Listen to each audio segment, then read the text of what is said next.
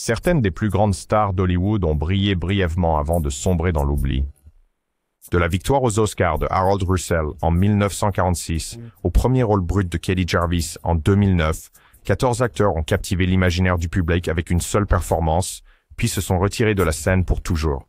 Leurs histoires couvrent des décennies de pouvoir des studios, de bouleversements culturels et de convictions personnelles, révélant comment un rôle peut définir toute une vie. Voici les récits remarquables de ceux qui ont osé s'éloigner à leur apogée. Harold Russell, les plus belles années de notre vie, 1946.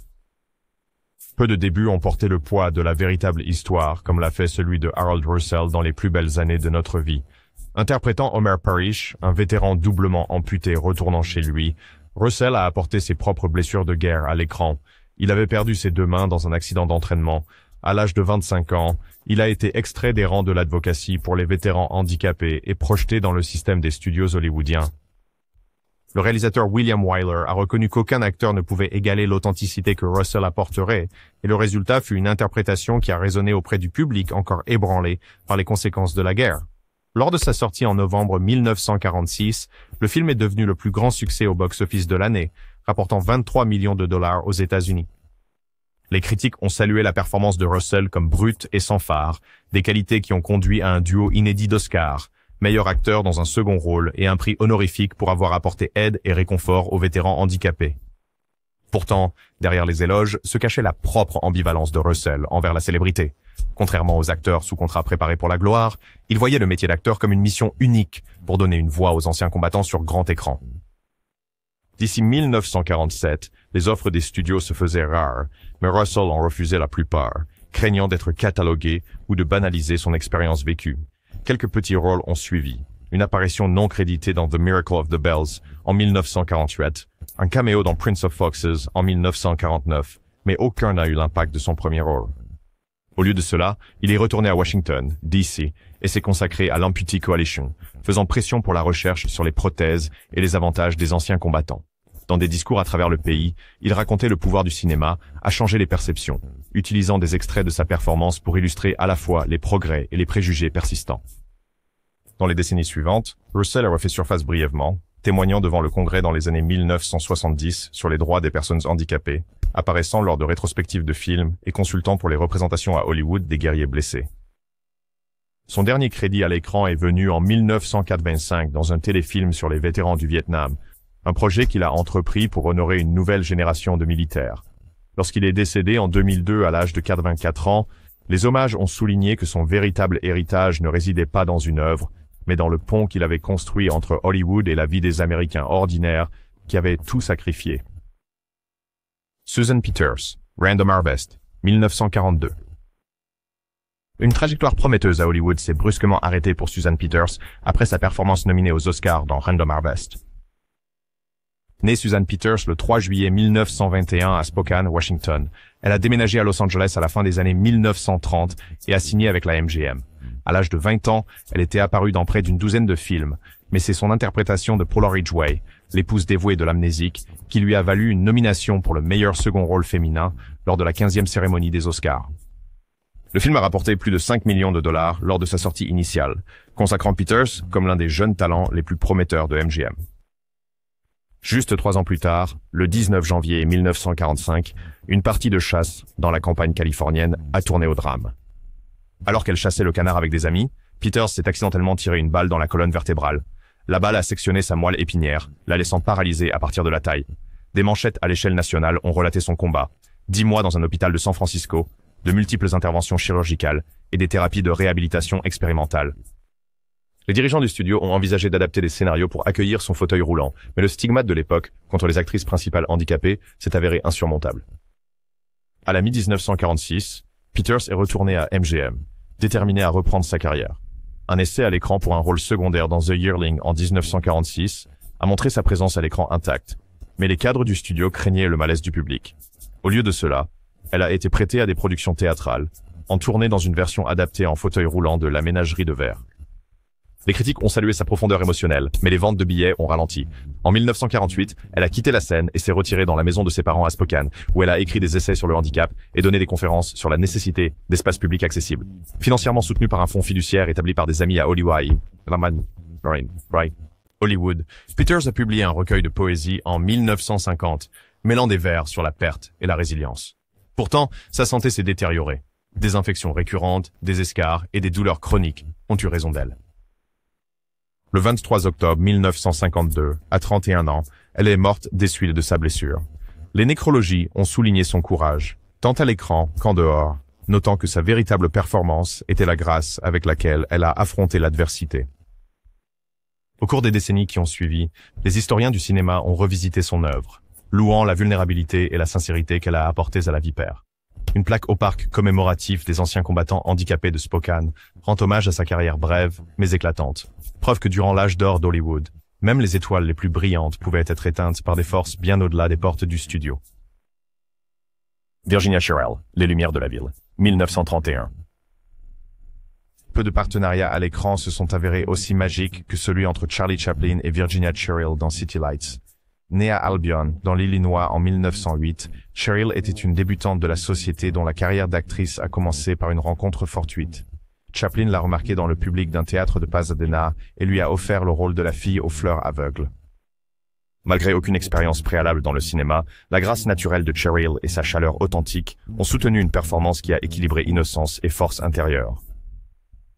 Lors de sa sortie le 30 janvier 1931, Les Lumières de la Ville est devenue l'œuvre la plus personnelle de Chaplin, mêlant comédie et mélodrame poignant.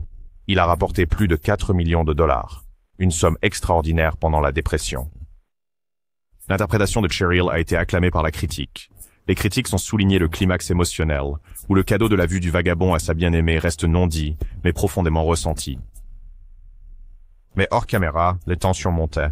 Chaplin et Cherrill se sont affrontés sur les méthodes de répétition, le réalisateur exigeant de nombreuses nouvelles prises pour capturer la bonne nuance. Après City Lights, Cherrill a signé un contrat avec United Artists et est apparu dans 5 autres films, dont The Animal Kingdom en 1932 et Laughing Sinners en 1931. Pourtant, aucun n'a égalé l'impact culturel de ses débuts avec Chaplin. En 1934, fatiguée des intrigues de studio et des exigences de la célébrité, elle a brusquement annoncé sa retraite. Un an plus tard, elle a épousé William Rhinelander Stewart Jr., un riche mondain de New York, et s'est installée sur la 5e avenue. Des photographies de paparazzi de 1936 la montrent lors de bals mondains scintillants, bien loin des rues de l'ère de la dépression qu'elle avait autrefois gracieusement fréquentées à l'écran. Malgré des offres occasionnelles, notamment un bout d'essai pour le film Camille de MGM, Cherrill a refusé. Elle s'est remariée plus tard et a partagé son temps entre des villas européennes et des domaines américains, se consacrant à des œuvres de bienfaisance et au design d'intérieur. Lors d'entretiens des décennies plus tard, elle se souvenait avec tendresse de City Lights, mais insistait sur le fait que ses véritables passions étaient en dehors des feux de la rampe d'Hollywood. Virginia Cherrill est morte le 15 février 1996, à l'âge de 87 ans, laissant derrière elle une interprétation iconique qui continue d'enchanter de nouvelles générations. Son choix de se retirer à son apogée témoigne de l'autonomie personnelle dans une industrie fondée sur la réinvention perpétuelle, une époque où un rôle inoubliable pouvait définir une vie entière. Peter Ostrom, Willy Wonka et la chocolaterie, 1971. Seuls quelques acteurs enfants peuvent prétendre à une prestation si marquante qu'elle devient une référence culturelle. Charlie Bucket de Peter Ostrom en est un. Né le 1er novembre 1957 à Dallas, Texas, Ostrom a décroché son premier et unique rôle au cinéma à l'âge de 13 ans, après avoir auditionné lors d'un casting à New York. Son humilité et sa sincérité ont conquis le réalisateur Mel Stewart et, d'ici août 1970, il tournait des scènes à Munich et à Londres, s'imprégnant de l'arôme du véritable chocolat sur le plateau. Lors de sa sortie, le 30 juin 1971, Willy Wonka and the Chocolate Factory a reçu des critiques mitigées, mais a rapidement trouvé un public grâce à la syndication télévisée et à la vidéo domestique. La rencontre finale de Charlie avec Wonka est devenue un moment déterminant pour les spectateurs du monde entier. Malgré le statut culte croissant du film, Ostrom est revenu en Pennsylvanie après le tournage, s'inscrivant au lycée plutôt que de poursuivre des opportunités à Hollywood. Des offres d'agents et de dirigeants de studios sont arrivées par douzaines, l'incitant à tirer parti de sa nouvelle notoriété. Ostrom, cependant, n'était pas intéressé. Préférant une vie privée, il s'est inscrit à l'université Cornell pour étudier la médecine vétérinaire. En 1984, il a obtenu son diplôme de DVM et a ouvert un cabinet à Lowville, dans l'État de New York, où il est devenu connu pour ses soins compatissants envers les grands animaux et le bétail de ferme. Les journaux locaux ont publié des articles sur le docteur Charlie, l'ancien Chi, enfant star devenu un vétérinaire apprécié. Au fil des ans, Ostrom n'a accordé qu'une poignée d'interviews, notamment en 2005 pour l'édition anniversaire du DVD, où il a expliqué que la comédie n'avait jamais été sa passion. Il voyait le film comme un merveilleux souvenir d'enfance, mais sa véritable vocation était dans la science et le service. Aujourd'hui, il dirige une clinique vétérinaire mixte et donne des conférences dans des écoles vétérinaires sur la santé animale en milieu rural, son nom étant inconnu de la plupart de ses clients.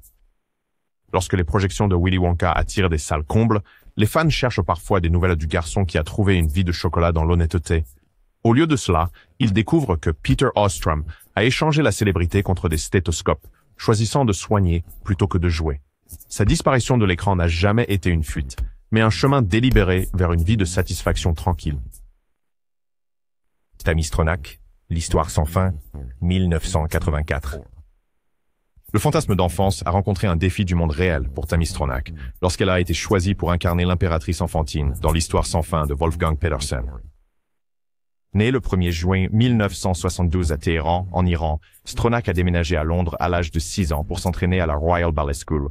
Sa présence éthérée a attiré l'attention des directeurs de casting, et à l'âge de 11 ans, elle tournait des scènes dans les Bavaria Film Studios de Munich, vêtue de robes blanches fluides et livrant des répliques dans une voix off enregistrée des semaines plus tard. Sorti le 27 juillet 1984, le film n'a pas bien marché dans les cinémas américains, mais est devenu un phénomène en Europe, rapportant finalement plus de 100 millions de dollars dans le monde entier grâce aux ressorties et aux ventes de vidéos à domicile.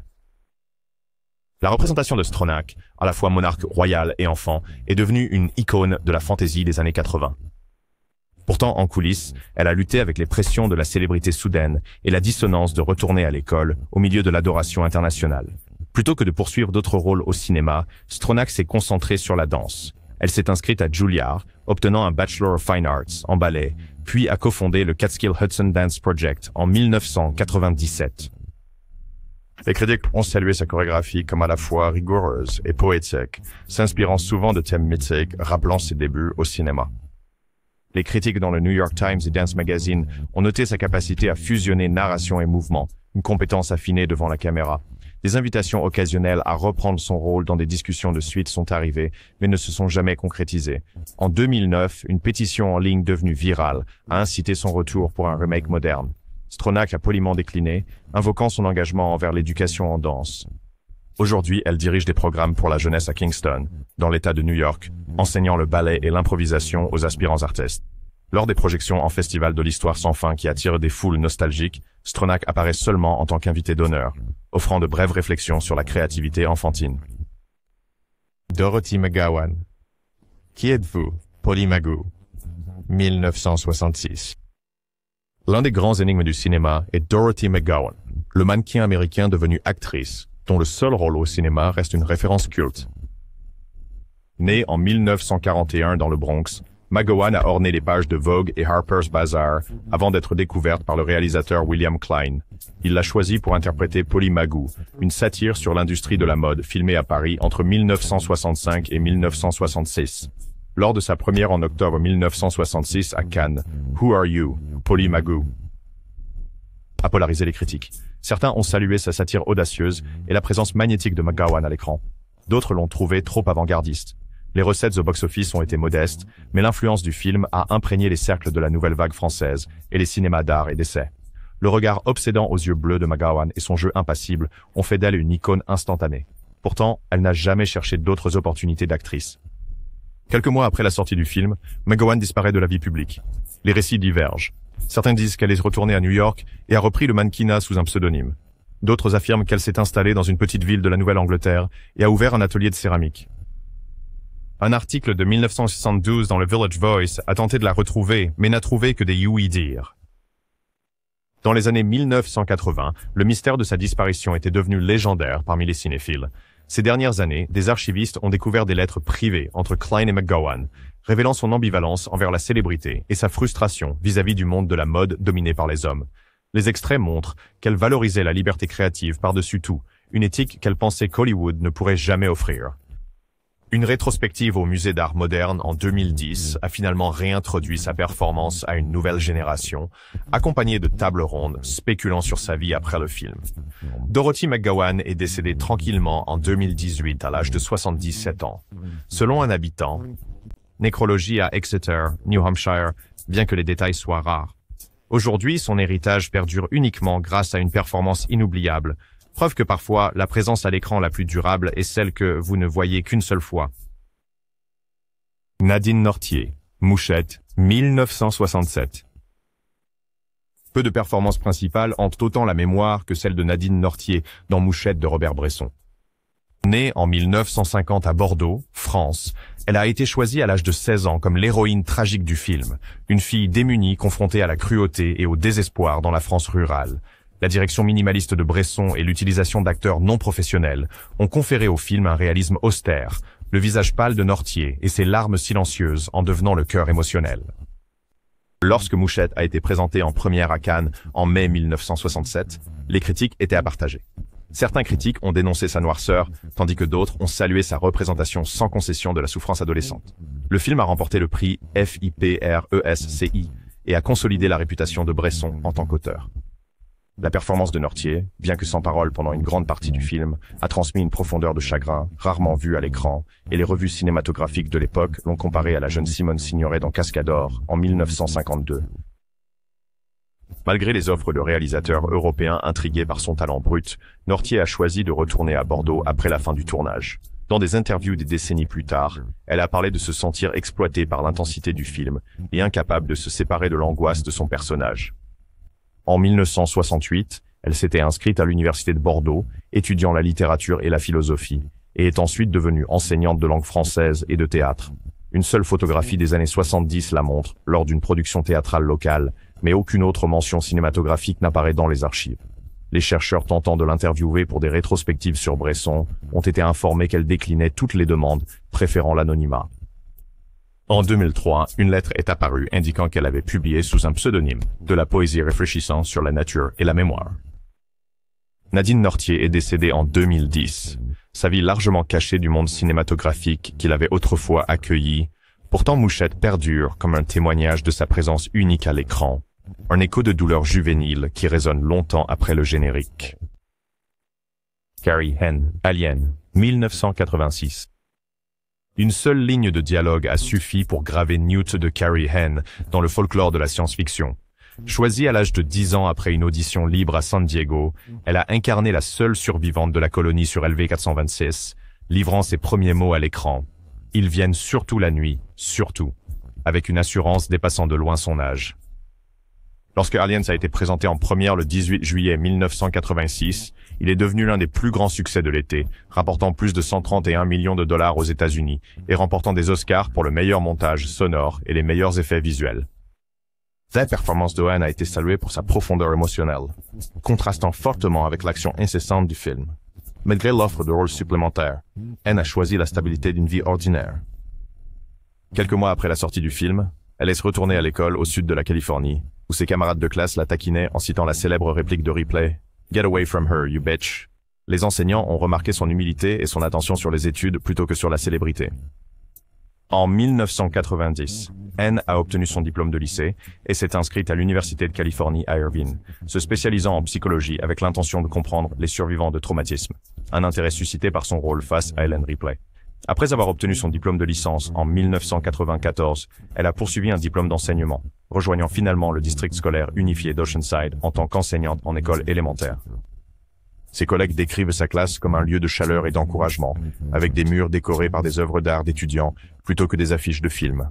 Dans une rare interview pour le 25e anniversaire d'Aliens, elle a expliqué que la rigueur des tournages, les longues journées et le maquillage et les prothèses lourdes la laissaient désirer un chemin plus calme. Elle considérait son passage dans le cinéma comme une expérience formatrice et non comme une carrière. Au fil des décennies, les conventions Aliens et les événements pour les fans ont envoyé des invitations, mais Henn a décliné, préférant se concentrer sur sa famille et ses élèves. Les anciens élèves de ses classes se souviennent de la façon dont elle a guidé les lecteurs réticents à travers des récits de science-fiction classiques, les encourageant souvent à imaginer de nouveaux mondes. Son héritage à Hollywood reste scellé dans une seule performance qui a capturé à la fois la terreur et la tendresse à parts égales. La disparition de Carrie Henn du grand écran n'a jamais été une retraite, mais un choix délibéré pour cultiver l'empathie chez les jeunes esprits. La fille qui a survécu à la horde de xénomorphes aide maintenant les enfants à surmonter leurs propres défis, prouvant que l'héroïsme peut prospérer en classe aussi puissamment que sur une planète lointaine. Danny Lloyd, Shining. L'image troublante d'un jeune garçon en veste jaune pédalant dans le couloir d'un hôtel hanté a marqué le début du parcours cinématographique bref mais inoubliable de Danny Lloyd. Choisi à l'âge de 6 ans pour jouer Danny Torrance dans Shining de Stanley Kubrick, Lloyd a passé 12 mois sur le plateau au studio d'Elstree en Angleterre, tournant des scènes qui deviendraient emblématiques de l'horreur psychologique. Sorti le 23 mai 1980, le film a rapporté 44 millions de dollars aux États-Unis et a engendré des décennies d'analyses sur son symbolisme. Malgré le débat critique, la performance de Lloyd, silencieuse mais expressive, a ancré la terreur de l'histoire. Après la production, Kubrick a protégé Lloyd de la promotion du film, s'assurant qu'il percevrait l'expérience comme une aventure amusante plutôt que de l'horreur. À son retour dans le Kentucky, il a repris la première année, inconscient de sa contribution à l'histoire du cinéma. Les offres d'agents et de managers sont arrivées, mais ses parents ont privilégié la normalité. À 10 ans, Lloyd n'était apparu dans aucun autre film, fréquentait l'école publique et rejoignait l'équipe de football. Après le lycée, Lloyd s'est inscrit à l'université d'État de Moorhead, obtenant un diplôme en biologie en 1999. Il a ensuite accepté un poste d'enseignement au département de biologie de Moorhead State, donnant des cours sur la génétique et l'écologie. Ses collègues se souviennent de son calme et de ses références occasionnelles à un autre type de monstre, un clin d'œil amusant à son rôle d'enfant. Les étudiants expriment souvent leur surprise en apprenant que leur professeur a partagé l'écran avec Jack Nicholson. En 2007, Lloyd a accordé une seule interview pour le documentaire, réfléchissant à la direction exigeante de Kubrick et à l'atmosphère surréaliste du plateau de l'hôtel Overlook. Il a décrit l'expérience comme vivre à l'intérieur d'un rêve, qu'il a quitté avec soulagement. Depuis lors, il a maintenu une vie privée, se concentrant sur la recherche des écosystèmes d'eau douce et le mentorat des étudiants de premier siècle. La sortie de Danny Lloyd de Hollywood n'était pas une fuite, mais un engagement envers la recherche scientifique et l'éducation. Le garçon qui a été témoin de terreur surnaturelle explore maintenant les merveilles naturelles, illustrant que la curiosité peut être aussi captivante que la peur lorsqu'il s'agit de façonner le travail de toute une vie. Jeff Cohen, Les Goonies. Peu de performances d'enfance résonnent comme celle de Jeff Cohen dans le rôle de Chunk dans les Goonies, une aventure trépidante qui a captivé l'imagination lors de sa sortie le 7 juin 1985. Écrit par Chris Columbus et produit par Steven Spielberg, le film a rapporté plus de 61 millions de dollars aux États-Unis, devenant un succès emblématique du cinéma jeunesse des années 1980. Le célèbre Truffle Shuffle de Cohen est devenu un point de repère culturel, lui valant du courrier de fans et des apparitions dans des talk-shows tout au long de 1985 et 1986. Malgré le succès du film, Cohen a choisi de ne pas poursuivre une carrière d'acteur. De retour au collège à Los Angeles, il a constaté que la célébrité soudaine éclipsait souvent la vie ordinaire. En 1992, après quelques rôles mineurs à la télévision, il s'inscrit à l'UCLA, obtenant une licence en communication. Son intérêt s'est déplacé de la performance à l'activisme, ce qui l'a conduit à la faculté de droit de l'université Loyola Marymount, où il a obtenu son diplôme en 2003. Spécialisé en droit du divertissement, Cohen a rejoint Mitchell Silberberg & Knopp, représentant des clients allant des cinéastes aux artistes de musique. Il a joué un rôle essentiel dans la négociation des droits pour des films classiques et l'obtention d'une rémunération équitable pour les artistes. En 2015, il a cofondé Cohen & Gardner, un cabinet spécialisé mettant l'accent sur les droits des artistes et des contrats transparents. Les pairs de l'industrie louent sa passion pour équilibrer créativité et protection juridique. Bien que des invitations occasionnelles à reprendre son rôle lors de conventions de fans se présentent, Cohen refuse, préférant garder une distance professionnelle. Sa fille, née en 2010, connaît son père en tant que Papa Jeff, pas Chunk. Pourtant, l'héritage des Goonies reste un chapitre fier, qu'il mentionne lorsqu'il encadre de jeunes avocats sur l'importance de la narration et du droit des contrats. Le choix de Jeff Cohen de quitter la comédie pour le barreau démontre que comprendre les affaires derrière l'art peut être aussi percutant que n'importe quelle performance à l'écran. Le garçon qui embrassait l'aventure protège maintenant les droits de ceux qui donnent vie aux histoires. Katie Jarvis, Fish Tank. Un moment sincère, capturé sur un quai de train dans l'est de Londres, a propulsé Katie Jarvis sous les projecteurs à l'âge de 18 ans. La réalisatrice Andrea Arnold l'a remarqué en train de se disputer avec un ami et lui a offert le rôle principal de Mia Williams dans Fish Tank, un drame brut qui a été présenté en première au Festival de Cannes en mai 2009. Le film a remporté le prix du jury et a rapporté 2 500 000 livres au Royaume-Uni, salué pour sa représentation brute de l'adolescence de la classe ouvrière. 2000, la performance sans phare de Jarvis a ancré l'histoire, lui valant les éloges de la critique et une nomination aux British Independent Film Awards. Malgré son rôle marquant, Jarvis a refusé la représentation de grandes agences. Préférant la vie privée à la publicité, elle est retournée chez sa famille à Barking, dans l'Essex, travaillant à temps partiel dans un café local. Les gros titres des tabloïds spéculaient sur son prochain mouvement, mais elle a évité les auditions, invoquant son malaise face à la vie scénarisée.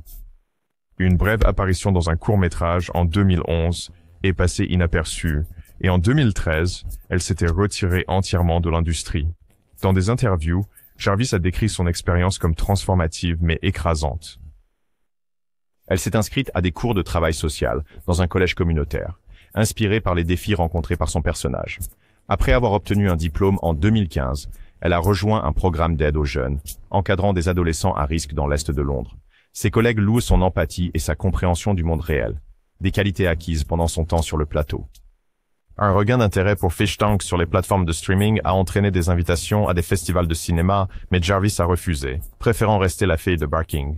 Son histoire circule parmi les étudiants en cinéma comme un exemple d'authenticité plutôt que d'ambition, un récit édifiant sur la pression d'une célébrité soudaine. Le retrait de Katie Jarvis du cinéma n'était pas une fuite, mais un engagement envers le service communautaire. La jeune femme qui a captivé les cœurs à l'écran permet maintenant aux autres de trouver leur voix au-delà de la caméra. Mark Lester, Oliver, 1968. Les rues victoriennes de Londres prenaient vie grâce à l'interprétation innocente de Mark Lester dans le rôle d'Oliver Twist dans Oliver, de Carol Reed, sorti le 19 juin 1968. À l'âge de 10 ans, Lester chantait « Consider Yourself » et se frayait un chemin à travers les décors élaborés du film, contribuant à un chiffre d'affaires mondial de 77 millions de dollars. Nommé pour 6 Oscars et gagnant du prix du meilleur film, Oliver a propulsé Lester à la renommée internationale avec des clubs de fans et des couvertures de magazines. Malgré des offres des studios hollywoodiens, Lester a choisi l'éducation plutôt que les contrats publicitaires. Il a terminé ses études secondaires à Latimer Upper à l'ouest de Londres, et en 1976, il a obtenu ses A-Level en histoire et en biologie. Un bref retour au cinéma au milieu des années 70 comprenait des rôles dans Le Retour de la Panthère Rose et Mort ou Liberté. Mais en 1980, il s'était complètement retiré.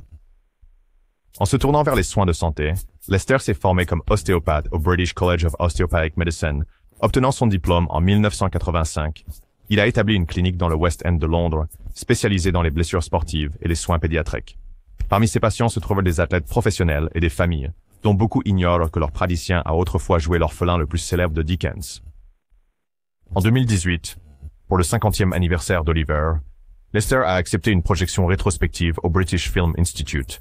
S'adressant à un auditorium bondé, il a réfléchi à l'impact du film, attribuant son éthique de travail disciplinée aux exigences de la célébrité enfantine. Pourtant, il a souligné que sa véritable passion résidait dans la guérison, pas à Hollywood. Le départ de Mark Lester du monde du cinéma n'était pas une retraite, mais une transition vers le service. Le garçon qui chantait dans un hospice victorien soulage désormais les fardeaux physiques de la vie moderne, démontrant que la compassion peut prendre de nombreuses formes. Michael Schöffling, 16 Candles, 1984. L'archétype du petit ami idéal a émergé lorsque Michael Schöffling est apparu en tant que Jake Ryan dans 16 Candles de John Hughes. Tournée en février 1984 et sortie le 4 mai de la même année, cette comédie pour adolescents a rapporté 23 600 000 $ au niveau national, devenant un succès emblématique de la décennie. Le charme discret de Schöffling et sa silhouette sculptée par la gymnastique ont captivé le public, lui valant une place sur la liste des 50 plus belles personnes du magazine People en 1985. Des offres des grands studios sont arrivées immédiatement, mais Schöffling s'est lassé de l'attention. Après des rôles dans Vision Quest en 1985 et Wild Hearts, Can't Be Broken. En 1991, il a décidé de quitter la comédie à l'âge de 30 ans. Remplaçant les scénarios par la sueur, il a déménagé en Pennsylvanie et cofondé Schöffling Custom Furniture en 1992. Les pièces artisanales de l'atelier, tables, chaises et manteaux de cheminée, étaient réalisées en bois récupéré avec des incrustations complexes, figurant dans Architectural Digest et Fine Woodworking. Bien que parfois sollicité pour reprendre le rôle de Jake Ryan lors de retrouvailles télévisées, Schöffling est resté concentré sur l'artisanat. Il emploie une équipe de 10 artisans, encadrant des apprentis dans les techniques traditionnelles de menuiserie. Son engagement en faveur de la durabilité a conduit à des partenariats avec des groupes de conservation des forêts, garantissant que chaque planche utilisée dans son atelier soit d'origine éthique. Quand 16 Candles a eu 30 ans, les blogs de cinéma ont publié un Les rubriques « Que sont-ils devenus ?» rappellent aux fans l'héritage cinématographique de Schöffling. Pourtant, il refuse les interviews, préférant le rythme tranquille des scies et des ponceuses aux lumières du tapis rouge. Le passage de Michael Schöffling d'Hollywood à l'artisanat n'était pas une fuite, mais une évolution. L'acteur qui incarnait autrefois le fantasme adolescent façonne désormais le bois en art éternel, prouvant que la créativité transcende tout support unique. Barry Oliver, l'histoire sans fin. Peu de performances évoquent l'émerveillement de l'enfance comme celle de Barrett Oliver dans le rôle d'Atreyu dans l'histoire sans fin de Wolfgang Petersen. Filmé en 1983 et sorti aux États-Unis le 20 juillet 1984, l'épopée fantastique a rapporté 41 millions de dollars sur le territoire national et est devenu un incontournable des collections de VHS dans le monde entier. La quête d'Atreyu pour sauver Fantasia a résonné avec le jeune public, faisant d'Oliver une idole des adolescents du jour au lendemain. À la suite du succès du film, Oliver est apparu dans Cocoon en 1985 et DARIL en 1985, mais il n'a jamais atteint le même impact culturel que son héros fantastique. À l'âge de 18 ans, il a choisi de quitter le métier d'acteur pour se consacrer à la photographie, s'inscrivant à l'Art Center College of Design de Pasadena. Son intérêt pour les procédés au collodion humide l'a conduit à des expositions dans des galeries à New York et Los Angeles, où les critiques ont loué sa capacité à capturer des paysages éthérés et des portraits humains avec des techniques anciennes. Les essais photographiques d'Oliver sont parus dans Time et National Geographic, explorant les thèmes de la mémoire et de la transformation. Il a publié un monographe en 2007 intitulé « Lumière éphémère », mettant en avant des images de théâtre abandonnés et de paysages désertiques. Les ateliers qu'il anime attirent aussi bien des photographes amateurs que des artistes confirmés désireux d'apprendre des méthodes historiques. Lorsque l'histoire sans fin célèbre des anniversaires, Oliver contribue parfois à des documentaires en apportant des commentaires sur les défis de production du film, des dragons animatroniques au tournage en extérieur dans les forêts de la Bavière. Pourtant, il affirme que sa véritable vocation se trouve derrière la caméra, à créer des images qui incitent les spectateurs à imaginer au-delà du cadre. Le départ de Barrett Oliver de la comédie n'était pas une disparition, mais une métamorphose. Le garçon qui chevauchait Falkor dans le ciel façonne désormais la lumière et l'ombre en poésie visuelle, affirmant que les histoires peuvent vivre éternellement sous de nombreuses formes.